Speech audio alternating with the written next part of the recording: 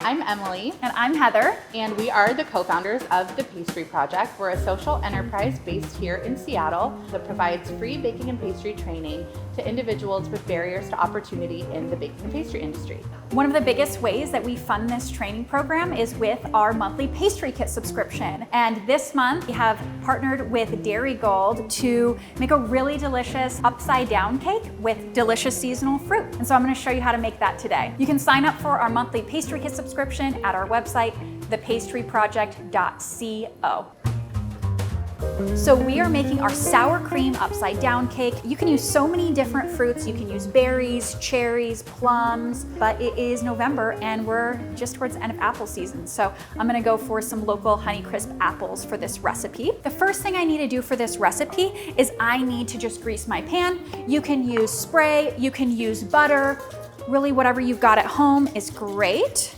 And I'm just gonna grease it up really nicely. I'm using an 8-inch cake pan. It has a 2-inch side, so just make sure it's nice and deep enough for this. The next thing I have to do is I need to get 3 tablespoons of butter into my saucepan. So I'm just melting these 3 tablespoons of butter, and I'm gonna add to it my brown sugar mix. And this is gonna make a really tasty caramel that's gonna glaze the bottom of the pan. And then when I flip over the cake later, it'll help release all of the fruit from the pan as well. So I just brought this to a boil. It's just my 3 tablespoons of butter, my brown sugar caramel mix, and I'm gonna pour this off into my greased 8-inch cake pan. I want you to be careful because what you're gonna do is you're gonna tip the cake pan just around, just to swirl that caramel across the bottom, and it's gonna give us a really nice even layer of that sauce. And that's what I've got. The next thing I'm gonna do is I am going to just layer my fruit across the bottom of the caramel that I just made. So I'm just gonna get myself some slices of apple, and what I like to do is I like to just cut around the core, and then I'll slice 1/4-inch to 1/2-inch slices.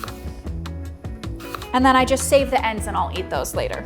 And then what I can do is I can just start layering them right into my pan on top of that hot caramel.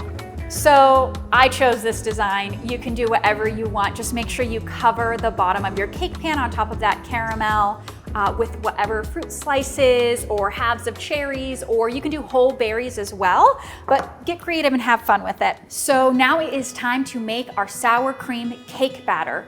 We are going to need our flour pouch from our pastry kit, our sugar mix, our vial of almond extract, and then we'll need 2/3 of a cup of sour cream, 4 ounces of butter, and 2 eggs. Also in the pastry kit this month, there is a coupon for any Darigold product under $6 for free. So make sure you bring that coupon to the store to get your ingredients. The first thing I need is I need my sugar mix in the bowl. I'm just gonna pour all of that into my bowl, and I'm using a hand mixer, but you can absolutely use a stand mixer with a paddle attachment.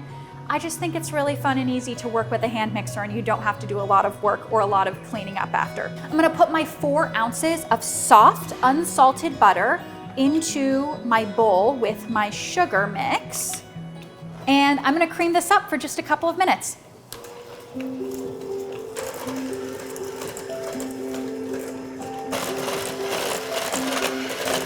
So now it's time for the eggs. And I'm just gonna crack my eggs into a separate container. There's nothing worse than some eggshell in your cake. Now I'm just going to put my 2 eggs into my sugar butter mix. And if you're using a stand mixer, you're gonna wanna scrape a lot in between, but the other thing that's amazing about the hand mixer is you don't really have to scrape very much. I'm gonna cream again until this is light and fluffy.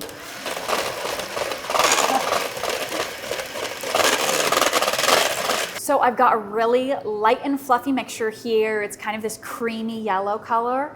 I am going to give my bowl a little scrape at this stage. And then into the bowl are gonna go my sour cream. This is 2/3 of a cup of sour cream.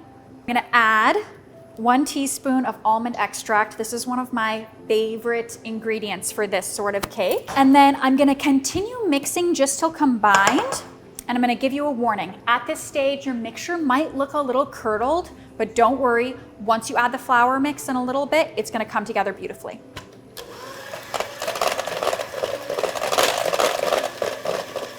So I mixed just until combined. It's been about 10 seconds, still nice and light and fluffy and yellow. And I am going to add my flour mix.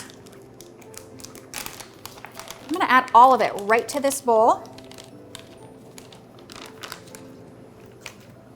And then again, here we go. We're mixing just till combined, and this is where we don't want to overmix. So just until you don't see any more flour. So my cake batter is all mixed up. I'm just gonna do a little bit of folding, making sure that this is nice and even and that I don't have any pockets of butter or sugar lingering, which always happens, especially on the bottom of the bowl. So just a couple of folds.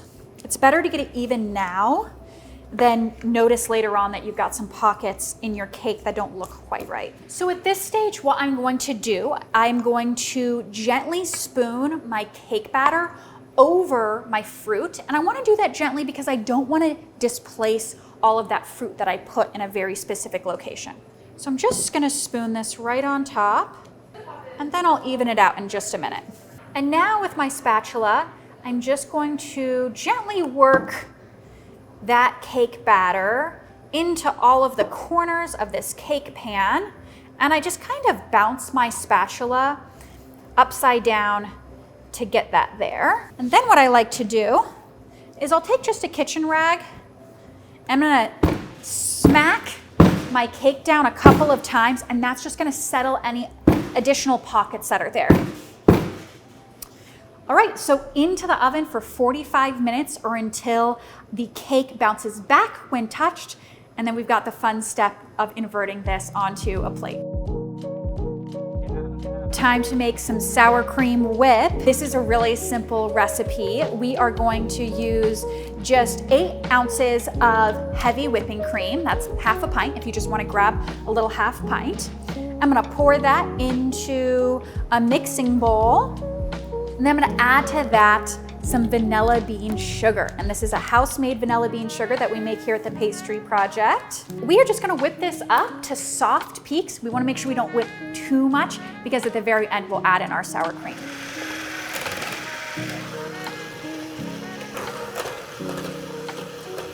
Okay, so my vanilla bean whipped cream is nice and whipped. It's still a little bit jiggly. I'm gonna add my sour cream now at this stage. And you can whip your cream as far as you want to whip it. I just like my whipped cream kind of nice and soft for something like a cake like this. I'm gonna whip it up a little bit more.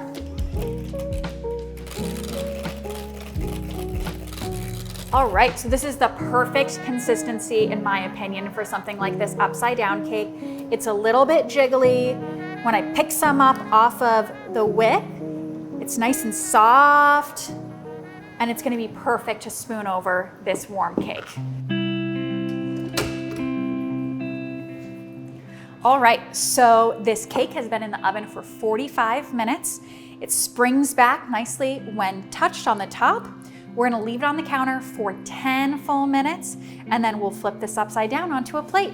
My cake has cooled for 10 minutes. I've got the plate that I'm going to serve it on, and I've got a knife. And so now what I'm gonna do is I'm just going to run my knife on the outside edge of this cake pan. I'm just gonna get all the way around.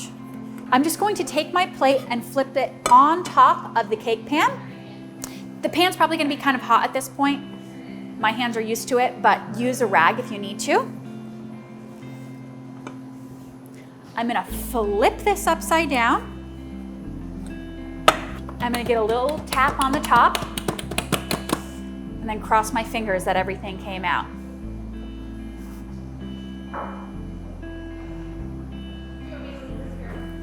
And here we are, a beautiful apple sour cream upside down cake that looks a little bit like the sun.